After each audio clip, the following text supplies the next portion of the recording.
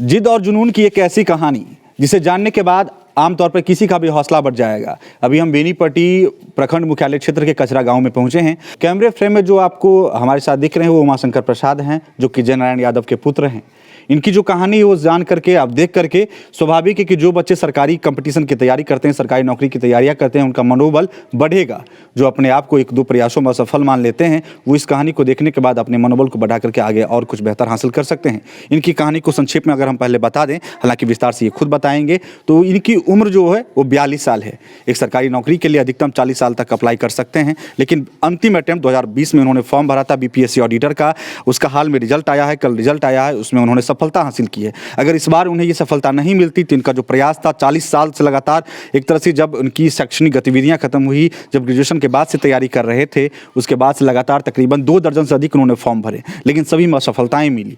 और सफलता के बावजूद उन्होंने खुद को एक तरह से मनोबल को गिरने नहीं दिया। बीच में उनकी शादी भी हुई, उनके 2 बच्चे भी हैं। इस उम्र में आकर के, 42 साल की उम्र में आकर के आखिरकार इन्होंने अपनी मंजिल को पा लिया है और बीपीएससी के ऑडिटर परीक्षा के परिणाम में इन्होंने बेहतर परिणाम हासिल करके खुद का चयन करवाया है। बीएनएन न्यूज़ के प्लेटफॉर्म पे आपका स्वागत है उमाशंकर जी।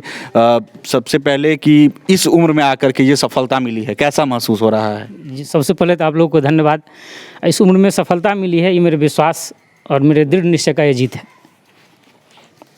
तो आमतौर पे अगर देखते हैं कि जो बच्चे माइनर एज के होते हैं, हालांकि इंटर ग्रेजुएशन करने के बाद कंपटीशन की तैयारी करते हैं, 1-2 प्रयासों में खुद को असफल मान करके दिशा बदल लेते हैं, उनके लिए क्या कहना चाहेंगे? उनके लिए कहना यही चाहेंगे कि वो अपने आप पर आत्मविश्वास बनाए रखें और सही रणनीति के साथ सही दिशा में प्रयास करें, अपनी कठोर परिश्रम के साथ, तो निश्चित रूप से सफलता मिलेगी। आप खुद बता दें कि आपकी उम्र कितनी है और आपने कब से सरकारी कंपटीशन की तैयारी करनी शुरू कर दी थी? मेरी उम्र 40+ 42 के आसपास है अभी, और मैंने ग्रेजुएशन के जस्ट बाद जैसे इसकी तैयारी शुरू की थी। यूपीएससी से मैंने शुरुआत की और इसके बाद विभिन्न प्रतियोगिता सेवाओं के लिए राज्य सरकार की सेवाओं में मैंने परीक्षा फॉर्म भरते रहा और कई बार मुझे सफलता मिली। मैंने मेंस तक पहुंचा।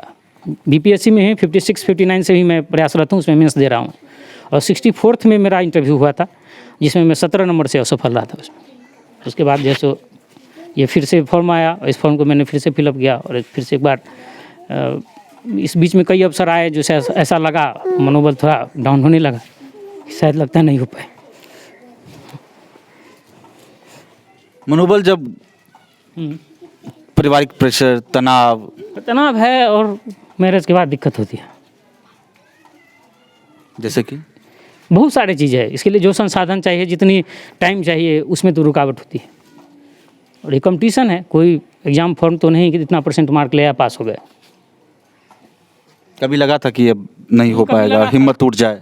हौसला गिरता था, फिर मनोबल बढ़ता था। फिर कई सारे पुस्तक थे जिसका अध्ययन करता था, फिर मनोबल बढ़ता था। जिसमें मैं एक पुस्तक का जिक्र करूँगा, अवचेतन मन की शक्ति, जोसेफ मर्फी की एक वो है पुस्तक है, उस पुस्तक का बहुत योगदान रहा। आपने बीच में आपकी शादी भी हुई, एक तरह से यूँ कहे कि बेरोजगार रहते हुए आपने जो चीज़ों को हासिल करने की कोशिश कर रहे थे वो हासिल नहीं हो पा रहा था आपको। फिर आपने एक तरह से पारिवारिक दबाव या जो रहती है कि शादी होना ही होना रहता है, तो उसमें आकर के आपने शादी की, आपके बच्चे भी हैं। हाँ, मेरे जो 2 बच्चे हैं और 2018 में 25 जून 2018 को मेरी शादी हुई थी। अभी 2 बच्चे हैं, एक रेंसी कृष्णा, दूसरा कृत्यो कृष्णा।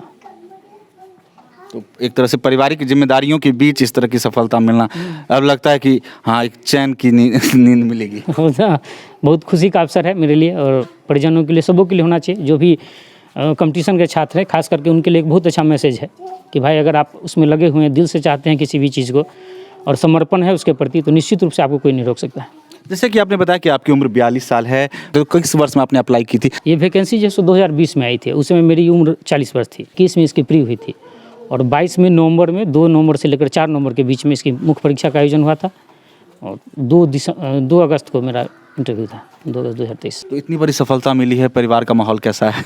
परिवार का माहौल है, सब लोग खुश हैं। कल भी देखिए, कल से ही लोग पटाखा जश्न मना रहे हैं। पटाखे भी छुड़े गए हैं।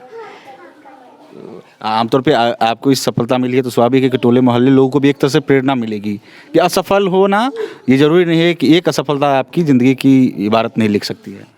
नहीं, सफलता देखिए, जीवन में हर आदमी कुछ न कुछ जगह असफल होते हैं और असफलता से लोग सीखता है। जहाँ तक मैं अपनी बात करूँ तो मैंने तो सिर्फ असफलता से ही सीखा है और आज आके सफल हूँ। तो सिर्फ मेरी असफलता आदमी के लिए, हर इंसान के लिए ज़रूरी है, उससे शिक्षा ग्रहण करने की ज़रूरत है। तो एक बार फिर से अगर जो समकक्ष आपके, हालांकि आप तो हमें तो नहीं लगता कि आपकी उम्र के कोई बहुत कम ऐसे होंगे इस इलाके में, तो समकक्ष नहीं तो जूनियर बच्चे हैं, तो उन लोगों को क्या गाइडेंस देना चाहेंगे कि किस तरह से तैयारी खुद को मेंटली प्रिपेयर्ड करें?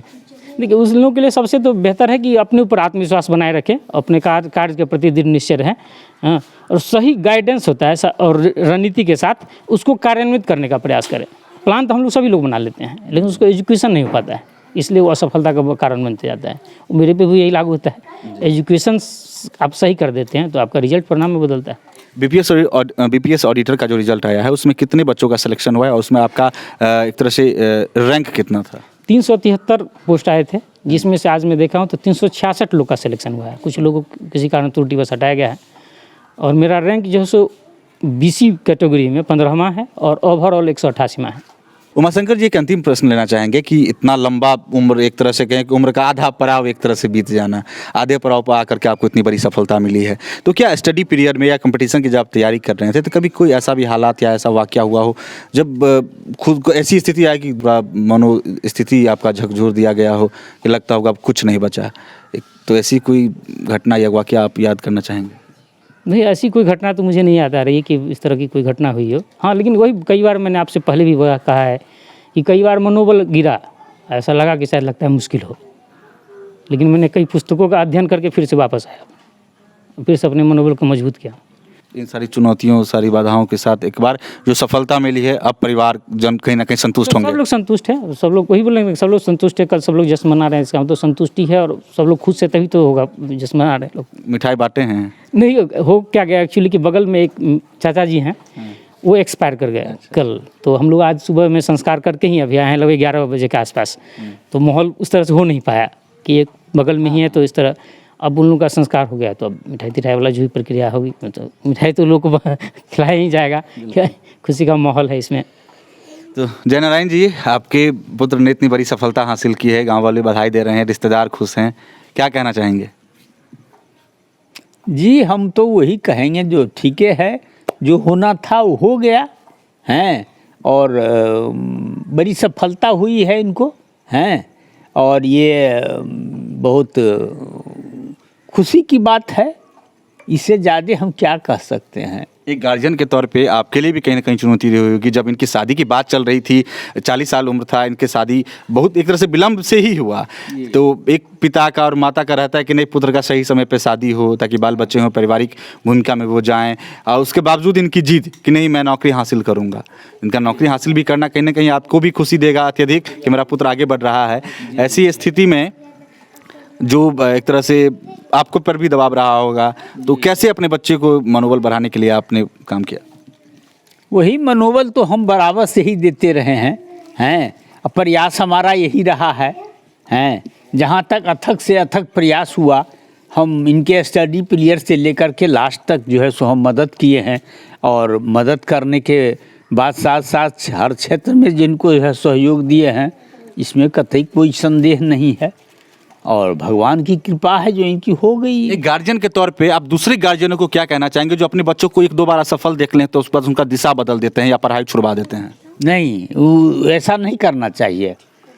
वैसे जब तक उसकी उम्र है, उम्र के हिसाब से उसका जो है सो यथासंभव प्रयास करना चाहिए, गार्जियन से लेकर के और उसके परिवार को, सदस्य को, और वो विद्यार्थी को भी हैं काफ़ी मदद करना चाहिए। इस छात्र को मनोबल को बढ़ाना चाहिए, यही कहूँगा। तो ये हमारे साथ कचरा गांव के जय नारायण यादव के पुत्र उमाशंकर प्रसाद जी थे, जिनकी कहानी हमने बताई, इनके संघर्षों की कहानी बताई है। बीपीएससी ऑडिटर का जो कल परीक्षा परिणाम आया उसमें उन्होंने सफलता हासिल की है, और ये सफलता इसलिए महत्वपूर्ण हो जाता है, हालांकि बीपीएससी का जो परीक्षा होता है उसमें जो बच्चे सफल होते हैं तो उस बच्चे का क्वालिटी आप समझ ही सकते हैं किस तरह की उनकी स्टडी लेवल रही होगी, तैयारी कैसी रही होगी। लेकिन इनकी सफलता इसलिए भी खास है कि 40 साल की उम्र में इन्होंने फॉर्म भरा था, जब इनकी 2020 में 40 साल उम्र थी, उस समय वैकेंसी आया था, फिर 21 में उनका प्री हुआ, फिर 22 में मेंस हुआ, फिर 23 में इनका रिजल्ट आया है।